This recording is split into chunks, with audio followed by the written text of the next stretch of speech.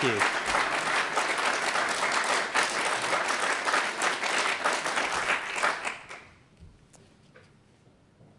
New Year should be a time of optimism and excitement. Yet I know many of you look ahead to 2023 with apprehension.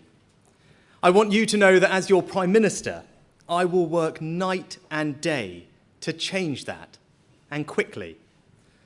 Not just by providing relief and peace of mind for the months to come, although we will, but also by changing our country and building a better future for our children and grandchildren, a future that restores optimism, hope, and pride in Britain. Let me first address two issues that I know are at the forefront of everyone's minds. I know there are challenges in A&E. People are understandably anxious when they see ambulances queuing outside hospitals. You should know we're taking urgent action, increasing bed capacity by 7,000 more hospital beds and more people cared at home, providing new funding to discharge people into social care in the community, freeing up beds, and the NHS are working urgently on future plans for A&E and ambulances. And on strikes, there's a lot of misinformation out there, so I want people to clearly understand the government's position. We hugely value public sector workers like nurses. They do incredibly important work. And that's why we want a reasonable dialogue with the unions about what's responsible and fair for our country. And in the coming days, we will update you on the government's next steps. Today, I want to make a simple commitment. This government will always reflect the people's priorities. People don't want politicians who promise the earth and then fail to deliver. They want government to focus less on politics and more on the things they care about. The cost of living, too high. Waiting times in the NHS, too long. Illegal migration, far too much. I think people do accept that many of these challenges are, at least in part, the legacy of COVID and impacted by the war in Ukraine. But that's not an excuse. We need to address these problems, not just talk about them. And since I became Prime Minister, we've made progress, stabilised the economy and people's mortgage rates, provided £26 billion of support for the cost of living, invested billions more in schools, the NHS and social care, deepened ties with allies around the world on everything from Ukraine to our collective economic security, continued our unwavering support for the armed forces in their efforts to keep us safe, and set out a concrete plan to stop the boats and tackle the unfairness of illegal migration. But of course, we need to do more. So I want to make 5 promises to you today, 5 pledges to deliver peace of mind, 5 foundations on which to build a better future for our children and grandchildren. First, we will halve inflation this year to ease the cost of living and give people financial security. Second, we will grow the economy, creating better paid jobs and opportunity right across the country. Third, we will make sure our national debt is falling so that we can secure the future of public services. Fourth, NHS waiting lists will fall and people will get the care they need more quickly. Fifth, we will pass new laws to stop small boats, making sure that if you come to this country illegally, you are detained and swiftly removed. So, 5 promises. We will halve inflation, grow the economy, reduce debt, cut waiting lists, and stop the boats. Those are the people's priorities. They are your government's priorities, and we will either have achieved them or not. No tricks, no ambiguity. We're either delivering for you or we're not. We will rebuild trust in politics through action, or not at all. So I ask you to judge us on the effort that we put in and the results that we achieve. Now, these 5 promises are the people's priorities. So they're my immediate priorities too. But they're not the limit of my ambitions for our country. They're the foundation. My aim is to build a better future for our children and grandchildren, a future where they feel optimism, hope, and pride. And to realize that vision, we need to change our mindset. Now, politicians talk a lot about change, but the truth is, no government, no prime minister can change a country by force of will or diktat alone. Real change isn't provided, it's created. It's not given, it's demanded, not granted, but invented. The choices we make as individuals, as workers, business owners, parents, all add up to something far greater. And if we're honest, change also requires sacrifice and hard work. It's a big risk for a politician to say that, but the stakes are too high and the rewards too great not to level with you. So change is hard. It takes time, but it is possible. And we know that because we've done it before. During COVID, we protected millions of people's jobs and businesses, a record I'm proud of. And we know it's possible because you can see change happening. You can feel it. Just look at our state schools, empowered by reform in some of the most deprived parts of the country, producing some of the best results. Those teachers and pupils work hard and make sacrifices because they know that what they are doing is bigger than themselves. They demand, inspire, and deliver excellence. And their ethos of excellence can become the animating spirit of our nation. Inspired by them, together we can change our country's character. We can reverse the creeping acceptance of a narrative of decline, reject pessimism and fatalism, refuse limits on our aspirations. And to do that, we need to have the imagination and confidence to do things differently and better. The vision to do today what is needed for tomorrow. In other words, we need to change the way our country works. That requires a change in mindset. What does that mean in practice? It means a more innovative economy, stronger communities and safer streets, a world-class education system, an NHS built around patients, and a society that truly values the family. In all these areas and more, we must have the courage to change, to think bigger, strive for excellence, not give up when things get tough. And if we can do that, then we really can build a better future. In the coming months, I will set out our plans in each of these areas. But let me set the direction today. A better future is one where our economy is growing faster so that everybody, everywhere across our union has new opportunities for better paying good jobs. And the change we need is to put innovation at the heart of everything we do. An ethos embodied by so many of the fantastic businesses right here at Plexel. Now, some people think innovation is about gadgets and geekery, a nice to have, peripheral to growth compared to the traditional levers of tax and spend. But that is exactly the mindset that we need to change. Let me tell you why innovation is so important. Over the last 50 years, it was responsible for around half of the UK's productivity increase.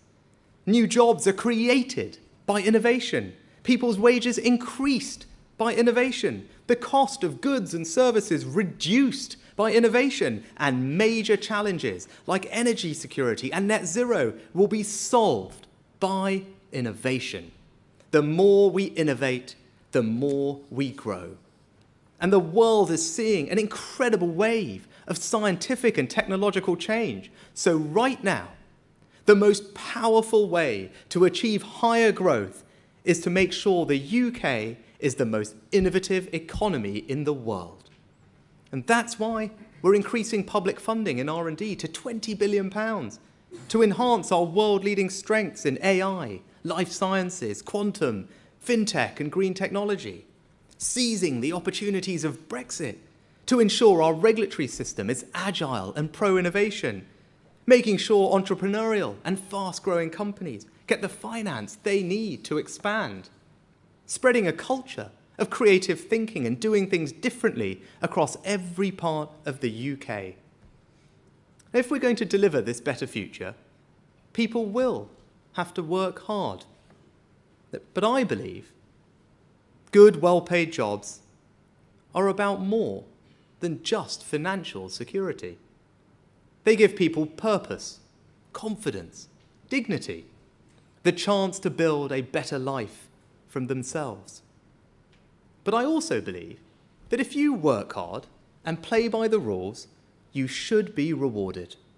And which is why, as soon as we can, the government will reduce the burden of taxation on working people. And it is staggering that at a time when businesses are crying out for workers, a quarter of our labour force is inactive. So our growth plan will look at how we can support those who can to move back into work, including through the welfare system. Now, all of this will make this country a beacon of science, technology and enterprise, and lift our productivity, raise our growth rate, and create jobs in the decades to come. Good jobs give people pride in their own lives. But a better future also means reinforcing people's pride in the places they call home. And the change we need is to do away with the idea that it's inevitable that some communities and some places can never and will never get better. I love my local community, and it's not right that too many for far too long have not felt that same sense of meaning and belonging. The government can't create it. It's something that we build together. But the state does provide the foundations. So we will deliver on our promise to level up with greater investment in local areas, to boost growth, create jobs, and reinvigorate our high streets and town centres. But all the regeneration in the world won't mean anything unless people feel safe in their communities. So by this spring, we'll have an extra 20,000 police officers patrolling the streets, answering the call for help, and catching criminals. We've got to stop violence against women and girls. And let's be frank, that means men taking responsibility for creating a culture and society where women are safe in their communities and at home. We've got to reduce reoffending because a small number of career criminals account for disproportionate amounts of crime. And we've got to beat addiction because heroin and crack addicts account for almost half of all robberies. Strong communities are also built on values, on the golden rule, treat others as you would like to be treated yourself. But too often, a small minority break that golden rule. They spray graffiti on war memorials, discard needles and nitrous oxide canisters in children's playgrounds, gang together and cause disorder and disruption. Antisocial behaviour isn't inevitable or a minor crime. It makes life miserable for so many, and it can be a gateway to more extreme crimes. So this government will work tirelessly to crack down on antisocial behaviour, giving police forces, mayors and local authorities the tools they need, and giving communities confidence that these crimes will be quickly and visibly punished. Wherever you live in our United Kingdom, you should be able to feel proud of your community, and that's what we'll work together to achieve. So we will create a better future by changing our economy and strengthening our communities. We also need greater social justice. And the way we achieve that is education. This is personal for me. Every opportunity I've had in life began with the education I was so fortunate to receive. And it's the single most important reason why I came into politics, to give every child the highest possible standard of education. Thanks to the reforms we've introduced since 2010 and the hard work of so many excellent teachers, we've made incredible progress. But with the right plan, the right commitment to excellence, I cannot see any reason why we can't rival the best education systems in the world.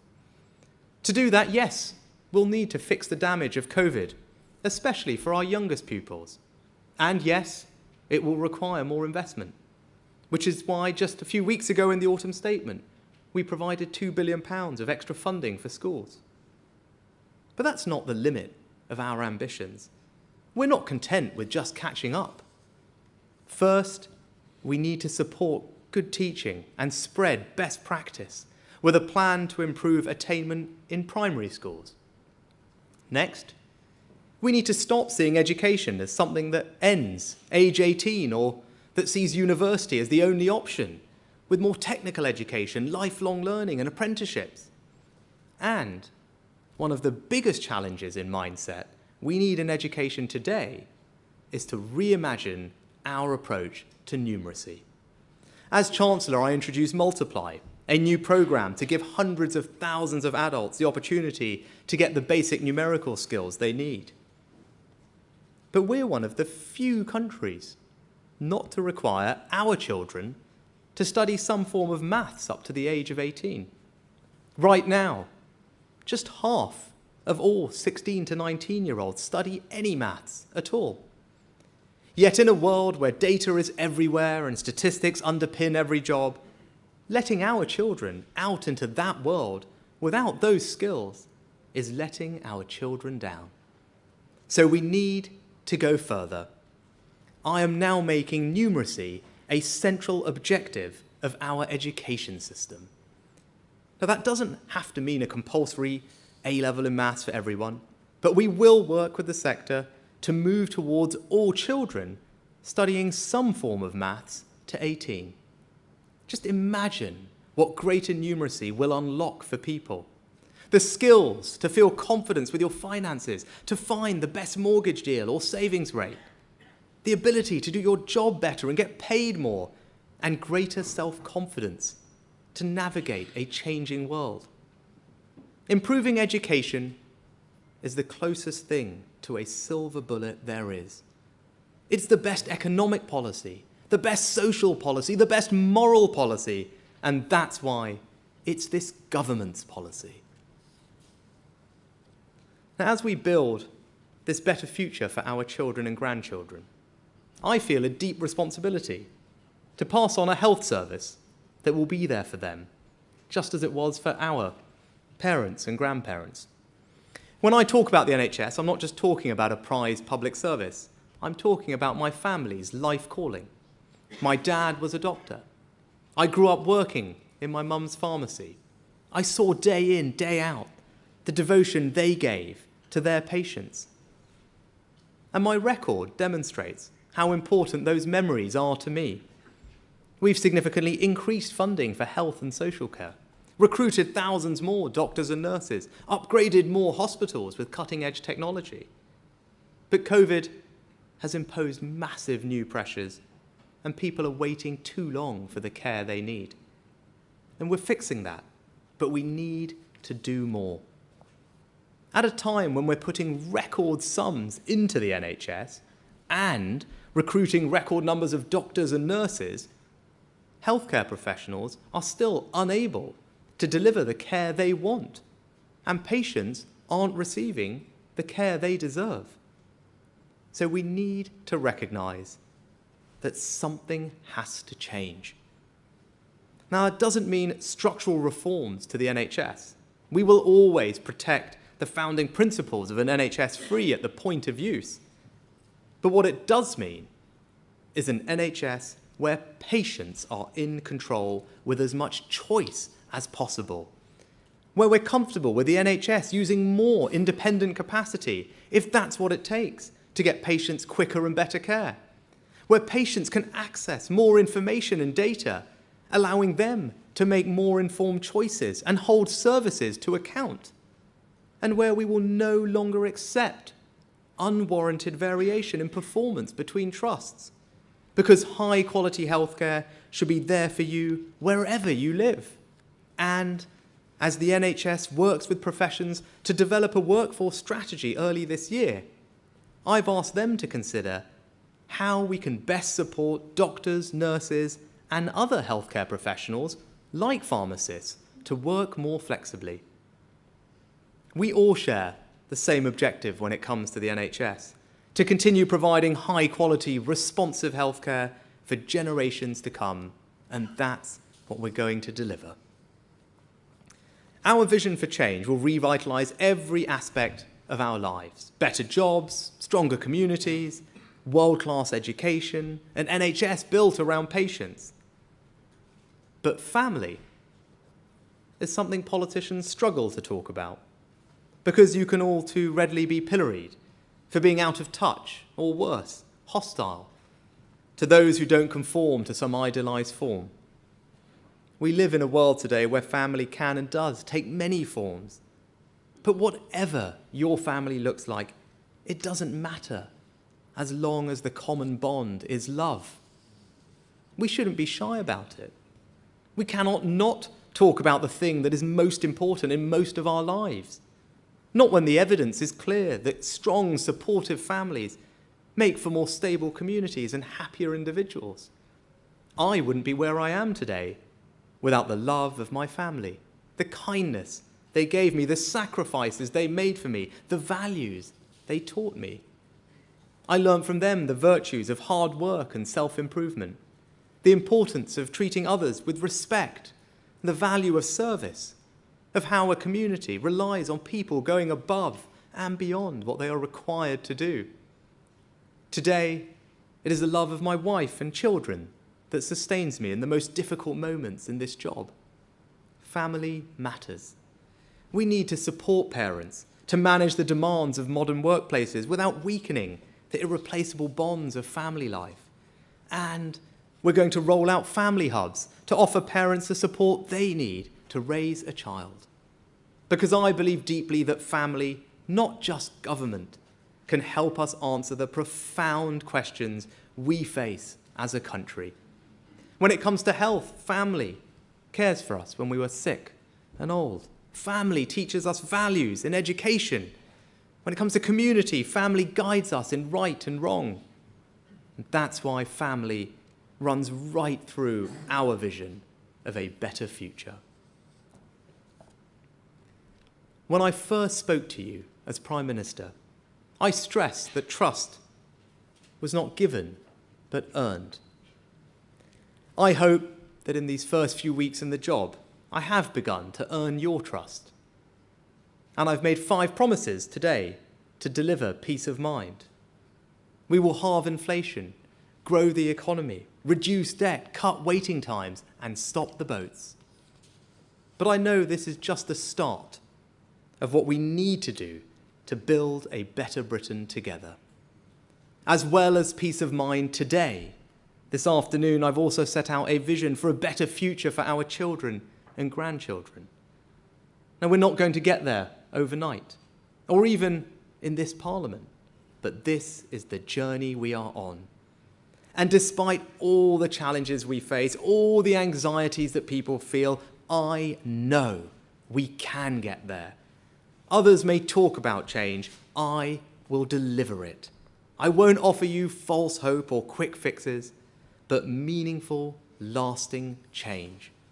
I want people to feel something that they do not always feel today, a belief that public services work for them, a knowledge that if you work hard in the good times, the state will be there for you during the bad, a hope that the world will be better for their children than it was for them, a sense of belonging in the place they call home.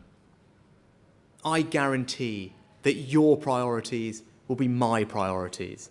I pledge that I will be honest about the challenges we face, and I will take the tough but necessary decisions to ensure our great country achieves its enormous potential. I will only promise what I can deliver, and I will deliver what I promise. Thank you.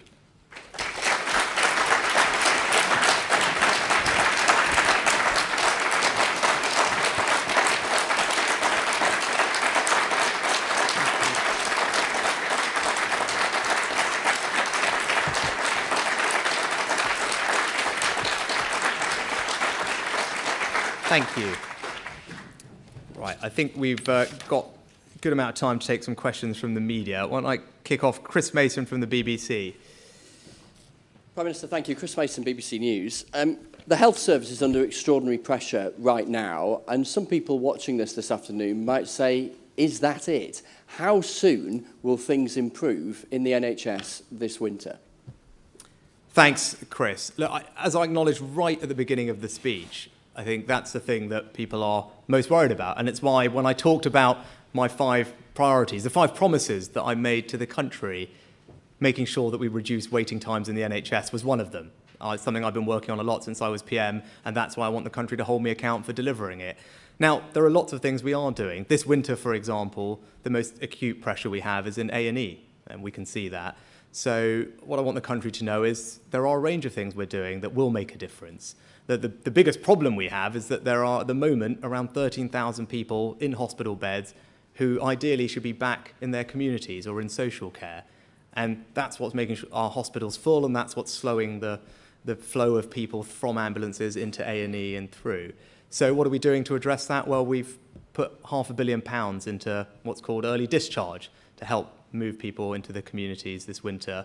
We're rolling out something called virtual wards, which are where people, for example, who have acute respiratory infections can actually be treated at home with telemedicine or pulse oximeters, which will free up capacity in the NHS. We're rolling out a new fall service so that we can save about 55,000 ambulance call-outs a year by treating people with falls at home.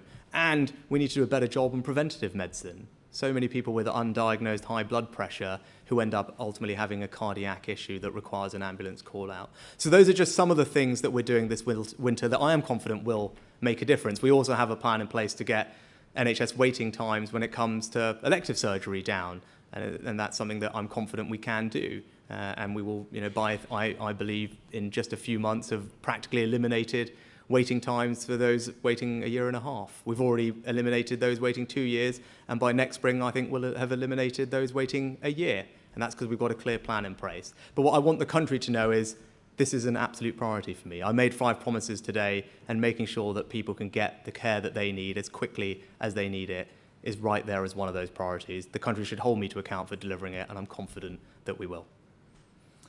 Next, Carl Dinnan from ITV. Thank you, Prime Minister. Just on that point about having fewer people in hospital and not more, paramedics tell us that you might even have to consider pausing elective procedures in order to allow them to get people in the front door, as it were, of hospitals. Isn't this the wrong time to be concentrating on waiting lists when there are queues of ambulances trying to get people who need urgent care into hospital? Well, Carl, the simple answer is we need to do both, right? And you heard my answer to Chris. There's a range of things we're doing that are going to make the most difference in the short term to A&E and urgent care. And as I said, the most pressing priority we have is to move people into social care and into the communities. That will mean that we can actually get ambulances flowing as fast as we would like and make sure that people are moving into A&E as quickly as we would like them to be seen. But your point on electives actually highlights the issue. That's what we shouldn't do. Right? And that's what happened during COVID. We stopped doing elective surgery. Right? The amount of elective activity in the NHS was down to about half of what it normally does. So the reason we've got a huge waiting list now is because we're having to catch up with that.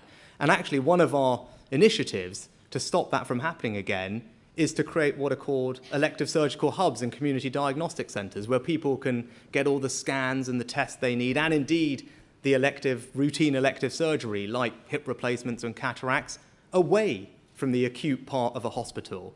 Because if you do that, what you do is really increase our ability to treat people, because you don't have doctors constantly disrupted by doing routine appointments and then having to rush to deal with an emergency. That's the model that works really well. We're rolling out 300 community diagnostic centres and elective surgical hubs across the country, and that will allow us to do both. It will allow us to treat our parents, grandparents that are waiting for one of those surgeries that they need, but it will also allow us to treat people in hospitals who need that urgent care. So, my priority is to do both, and I think the plans we've got in place will deliver it, and that's why we put more funding into the NHS. You can't forget that. Just a couple of months ago, the autumn statement, we had to make some very difficult decisions as a government to get our debt under control, to make sure that we control inflation.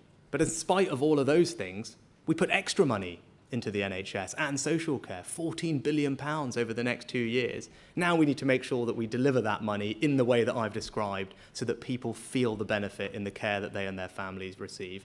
And we've got a clear plan to do it. My job is to deliver it, and then I want people to hold me for account for it. That's one of the 5 promises I made today. Beth Rigby from Sky. Thank you.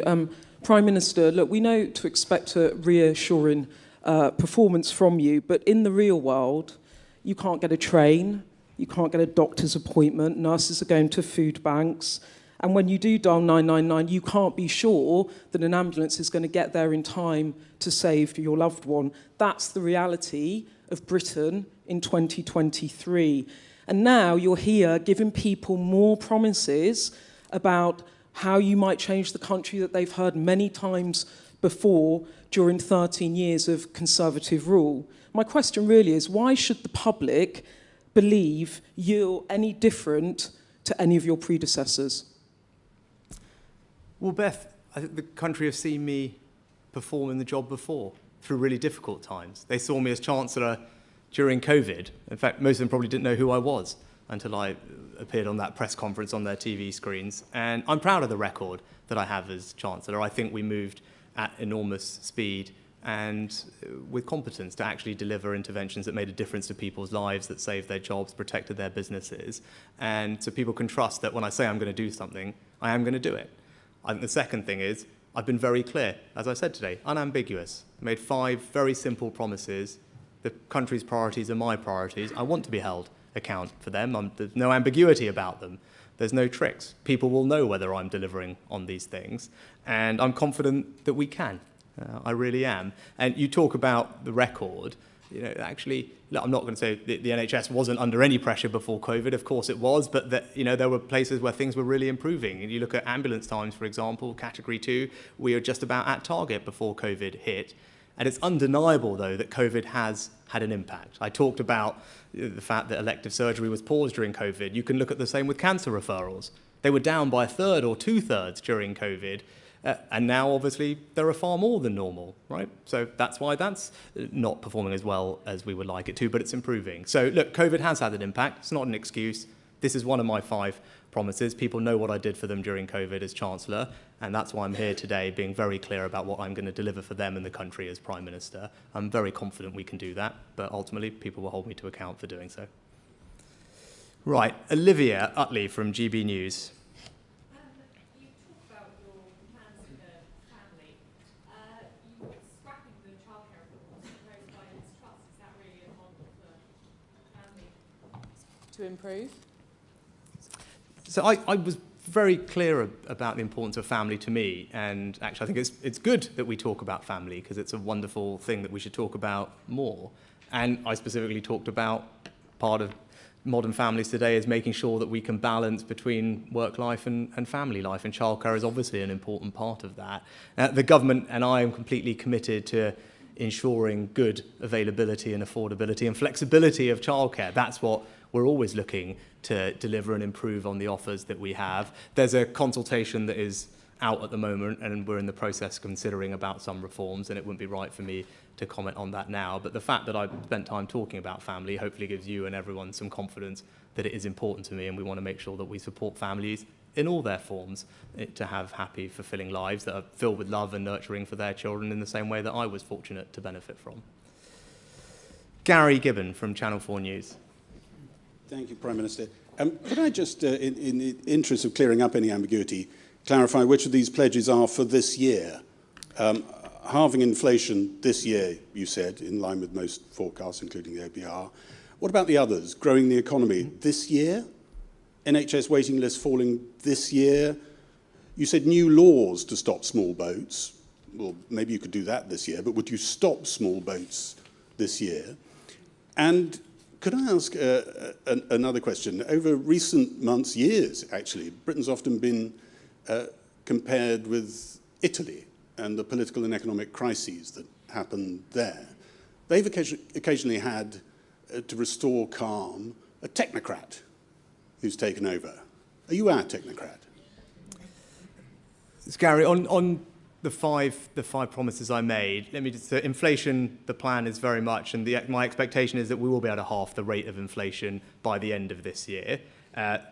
On our path, by the way, to restoring inflation back to where it belongs, which is 2% inflation target that we set the Bank of England. But I'm keen to deliver on the plans that we've set out that we'll see inflation halving, as I said, by the end of this year. And at the same time, I'd like the economy to be growing by then as well. So those two goals are both for this year. In terms of debt falling, we already have got plans in place to make sure that debt does fall in the medium term. The key is sticking to those and making sure that we have the discipline to do so, because that's not always easy, but it's the right thing to do to secure the future of public services and indeed to combat inflation.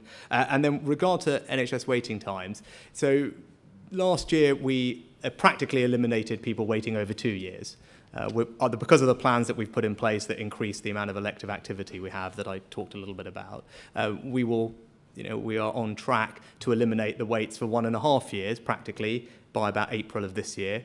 And by spring of next year, we will have practically eliminated those waiting over a year, with the overall waiting list falling.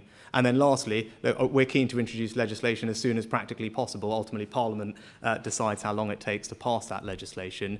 But in all of these things, I've deliberately not put a specific month on each of them, because I don't think that's responsible or the right thing to do with goals that are so complicated, where many of the forces that will impact our ability to hit them are out of my control as well, right? And we've seen that over the past year or two.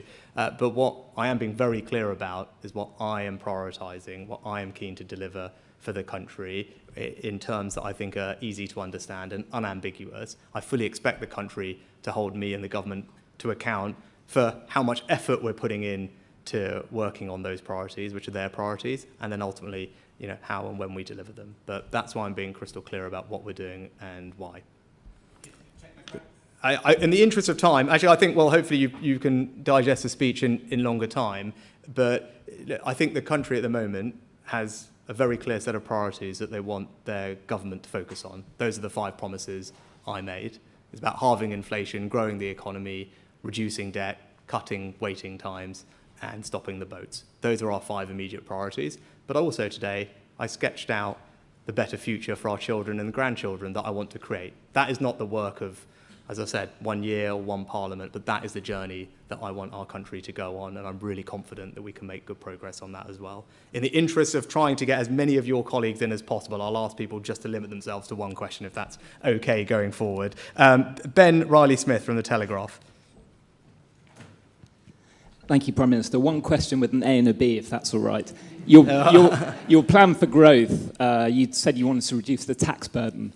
I know you're not going to set the spring budget here, but how likely do you think it is you might be able to reduce the tax burden with the spring budget? And also, you talked about getting people back into work. Could you give me 1 specific policy idea, new policy idea you're looking at to do that?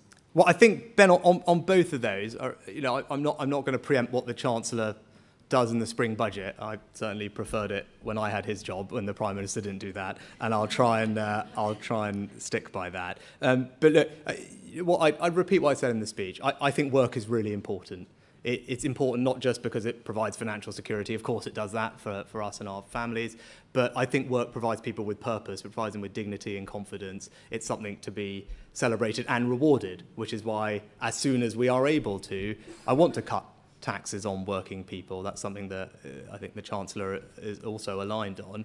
But right now we've got a set of challenges that we're grappling with, and that's a priority, as I've outlined. And with regard to inactivity, look, there's a range of things that we are looking at that the Chancellor and the Work and Pension Secretary are working on together. And there's, again, with all of these things, there's no one thing that will make the difference. There's probably a range of things. But as I mentioned in the speech, we need to look at how our welfare system is operating, and is it operating in the way that we would like, to make sure that we are supporting, incentivizing people who can be to be in work. And that's the work that we started some of, but clearly there's lots of options that we can look at there, and that's why I mentioned it specifically. But as I said, the budget is a time for these types of things, and the Chancellor will make those announcements in due course. Steve Swinford from The Times. Prime Minister, you've said that you want to stop the boats. Can I ask, what exactly do you mean by that? Or do you mean that there will just be fewer small boat crossings, just to get some definition around that key delivery target of yours? Yeah. So, Steve, I think ultimately the country will judge, as I said, right? The country will be the judge of whether we as a government are straining every sinew to focus on their priorities and deliver meaningful progress and change on them. Now, when I made a statement in Parliament last month about small boats, I went out of my way to say, look, this is not an easy problem to fix, right? And it's not one that we can fix overnight, and it requires lots of different things to be changed. Now, we've made progress on that already. The new deal with France means that there's 40% more patrols happening in France, which is making a difference to us. The new deal with Albania will enable us to return more illegal migrants who have come here from that country back to where they're from. They accounted for a third of all small boat crossings in the latter part of last year. So that can make a really big difference. But the most important thing we need to do is pass new legislation. And we want to make sure that that new legislation means that if you come here illegally to our country, you will not be able to stay. You will be detained and swiftly removed back to a safe country or your own home, if that's appropriate. That's the type of system that I think makes sense. I think it's in extraordinarily common sense. I think everyone watching will think that's the type of system we should have. But as we've seen already with our Rwanda policy, there are plenty of people who will try and stop that from happening. But what I want to make sure that the country knows is I'm working day and night to deliver that system, and the next step on that journey is to introduce new laws that will allow us to put that system in place. But that is not going to happen overnight, but that is what people will see us working very hard on in the coming weeks and months. Jason Groves from The Mail. Thanks, PM. Don't you have to resolve the strikes that are going on if you're going to get peace of mind and get the growth that you want? And how are you going to do that without paying people more? Do you think you can legislate your way out of this problem? Well, thanks, Jason. Look, on strikes, I really want to make sure the country and everyone understands the government's position, and that is that we hugely respect and value the work done by our public sector workers across the board, but obviously nurses are a part of that as well, and a special part of that. And I also want everyone to know that we're very keen on dialogue. The government's door is always open, the Transport Secretary's door, the Health Secretary's door. We're very keen to have constructive, two-way dialogue that's honest, that's open, where we can talk about the challenges everyone's facing and see what we can all do to find a resolution to these strikes. I've always been clear about that, and I wanted to reiterate that today. Now, I've said in this that you'll hear more from the government in the coming days about our approach, but my view is, people should always behave reasonably and fairly, and make sure that what we're doing is centred around what's responsible for the country, what's affordable for the country. I think that's the right dialogue to be having, but I hope we can have that dialogue. But I've also said, much as I celebrate and value the work of unions in our society, they play an important role, and people should have the right to strike, that has to be balanced with the right of the British public to be able to go about their lives without suffering completely undue disruption in the way that we've seen recently. And that's why I said we will introduce new legislation that restores that balance and crucially protects people's lives as well as their livelihoods. But you'll hear more from the government in the coming days on that. Ryan Saby, The Sun. Prime Minister, you recently said that you had 2 years to turn things round. Today you say, judge me. If you don't get your priorities right and get things done, will the public have every right to send you packing? Well, Ryan, I the British public will make their decision, right? Like, my job is to deliver for them, right? And my job is to deliver for them on their priorities. I believe the country has 5 priorities. That's why I've made 5 promises today. Right? 5 very simple things that everyone can understand. Halve inflation, grow the economy, reduce debt, cut waiting lists, and stop the boats. 5 promises that I have made, 5 things that my government will focus relentlessly on to make a difference to people's lives. But also, those things are the foundation of the better future that I want to create for our children and grandchildren. Right? They're not the end of my ambition, they're the start of my ambition. And that's why today I've sketched out what that better future looks like. And although we're not going to get there overnight, the things that I talked about are the immediate priorities for us to deliver. I'm confident we can make progress towards that better future as well. And I'm not focused on the politics, I'm not focused on anything else. I'm just focused on delivering on the things that I think are important to people. And that's what I get up to do every day, and that's what the rest of the government does as well. George Parker at the FT. Thank you, Prime Minister. You said at the outset that you wanted to bring peace of mind. I think you're probably aware that in one area at least you're creating more uncertainty and distress, and that's in the area of revoking or repealing up to 4,000 pieces of EU legislation by the end of the year. 12 organisations from the TUC to the Institute of Directors pleaded with you last year to abandon the end of 2023 deadline. Why don't you give them that assurance today that there won't be this huge upheaval at the end of the year? Well, George, in my speech, I talked about the future economy that we need to build, right? And it's an economy that's built on innovation. That is the best way for us to raise our growth rate, which is something I know everybody wants to see. And a big part of that is making sure that we do seize the opportunities of Brexit and make sure that our regulations are agile, that they support innovation, and do so particularly in the growth industries of the future. And that's why the Chancellor's talked about delivering exactly that, whether it's in AI, whether it's in quantum, whether it's in life sciences or fintech. And I think that's really important, and we are going to deliver that. And if we do, that's how we create jobs in every part of our country. That's how we make sure people's living standards rise. It's how we spread prosperity. It's how we are competitive around the world. So it's an important part of delivering on making sure that the UK is the most innovative place in the world. And we have new opportunities and freedoms to do that, and we are absolutely going to seize them to deliver for the country. Pippa Creer from The Guardian. Thanks, Prime Minister. You say that nurses and NHS staff are special. All the polls tell us that the public overwhelmingly agrees, but also that they support the strike action being taken by nurses and hospital workers. You also say you're keen on dialogue with the unions. So can you explain why you aren't willing to negotiate their pay? And would you look again at nurses' pensions, bonuses and holiday pay instead? And finally, can you rule out raising NHS staff salaries by just 2% next year, as you're reportedly planning? Thank you. So Pippa, of course the NHS is special. Right? It's special to me because of the family that I grew up in, but it's special to all of us because of the care it provides us at times when we really need it. And I'm really grateful to our nurses and everyone else in the NHS for the incredible job they do, particularly over the last couple of years, which has been trying for them because of COVID. And when it comes to dialogue, I'd repeat what I said before. The door is always open for dialogue. The Health Secretary was out this morning talking to healthcare workers. The Rail Minister is sitting down with transport unions early next week. And we're always, as I said previously, we want to have good two-way, open, honest conversations.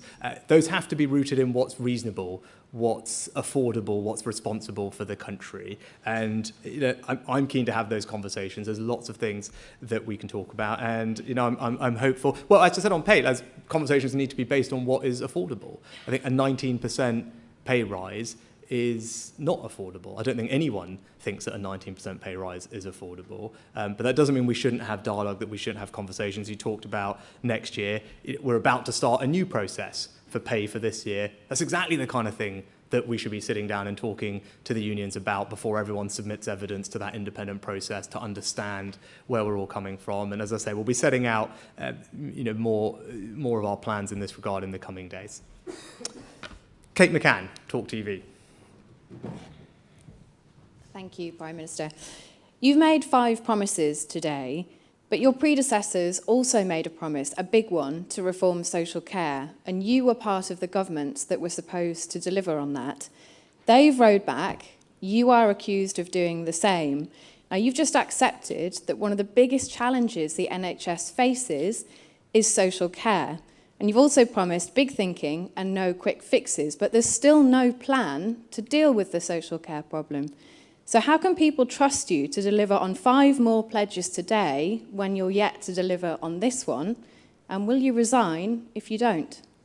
So, Kate, when you talk about social care, literally just announced billions of pounds more funding for social care on top of the money that I announced as Chancellor. So I don't think anyone can say that we're not prioritising social care. It's never had more investment.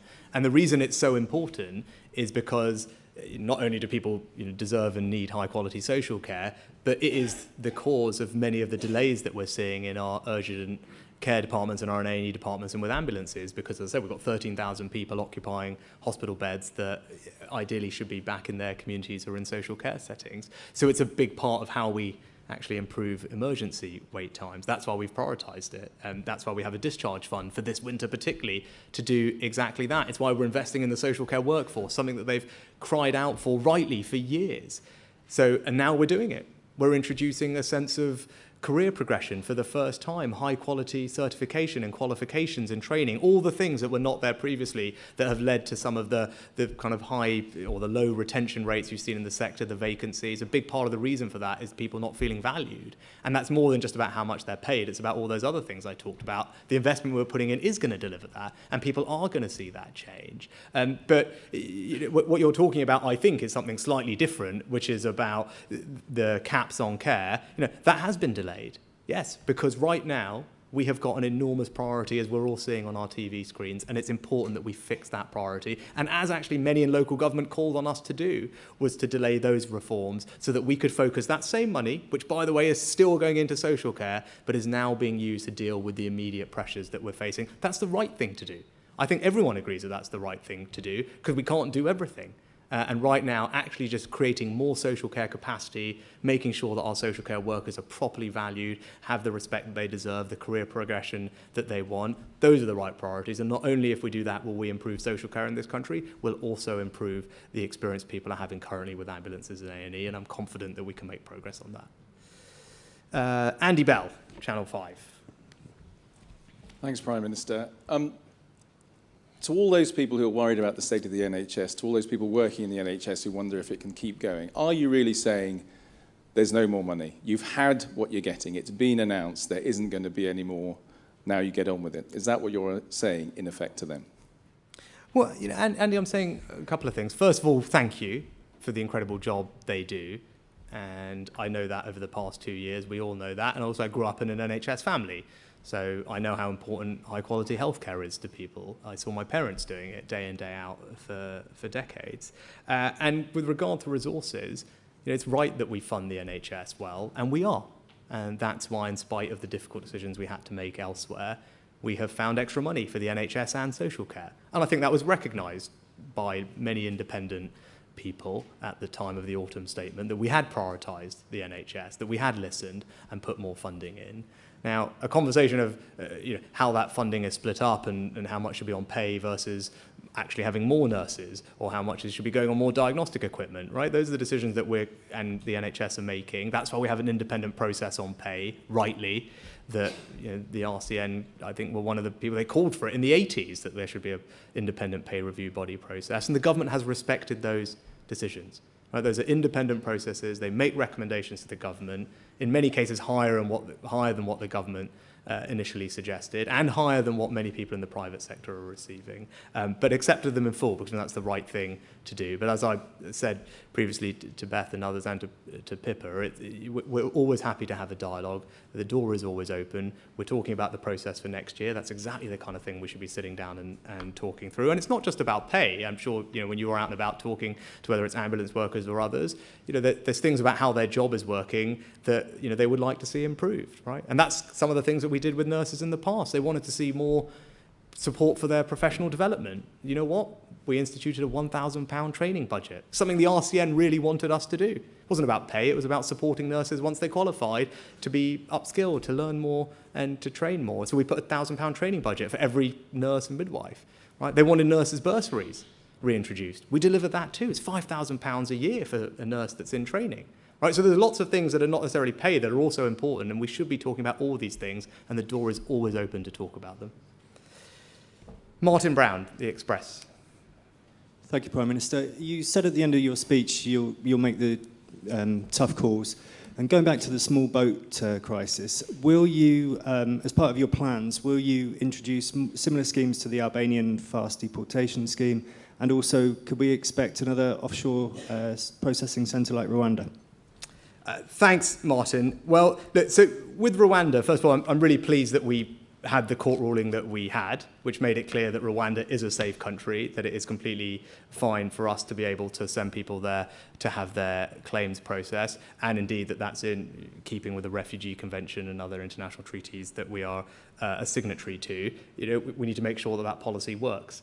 It's an important part of our plan to tackle the small boats that we're seeing. In terms of what more we can do vis-a-vis Albania, Albania, in one sense, was a special case because that one country accounted for a third of all small boat arrivals at one point last year. So, and it's clearly a safe country. It's a country where France, Belgium, many others, Germany, Scandinavian countries all return 98% of illegal asylum seekers. We were only rejecting 45%. That clearly isn't right. And our new deal and our new changes in process will move us into alignment with other countries. More generally, we do need to look at one of the things I mentioned at the time of the announcement was returns agreements.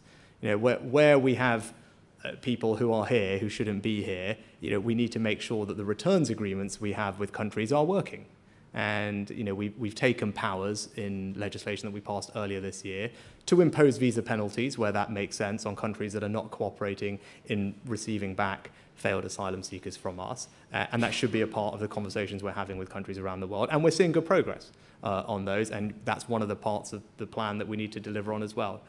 You know, working and functioning returns agreements. So that will be a bit of a focus for next year as well. But you know, it's deliberately one of the 5 promises I made today. I think it's a top priority for the country. I think people saw that I'd spent time on it and come up with a clear and sensible way to make progress on it last month, and the job for this year is to keep making progress and deliver on that. Martina Bettetto from PA. Martina, where are you?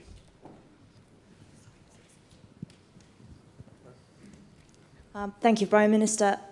You want to introduce new laws to stop illegal migration, but why is more legislation necessary given the Nationality and Borders Act was recently passed? Is this an admission that the laws passed by the previous Tory government have failed to do what was promised? So, Martina, I just want to make sure that we fix this problem. And having had this job for a few weeks and spent time thinking about it, you know, my belief is that we do need new laws if we want to actually comprehensively deal with this challenge. The system that I want to deliver is one whereby if someone comes to our country illegally, they won't have the right to stay, they can be detained and sent back to their own home or a safe alternative if their own home isn't appropriate. I think that's a common sense system. I think it's a reasonable and fair system, and that's what we need legislation to deliver, and that's the legislation that we will introduce in due course. But it's one of my 5 promises for a reason. As I said, it's an incredibly important priority for the country, it's an important priority for me, and as I think hopefully people have already seen, we've begun to deliver on it, and there'll be more to come this year. Brilliant. Well, thank you very much all for your time. It's been a great pleasure, and have a good 2023.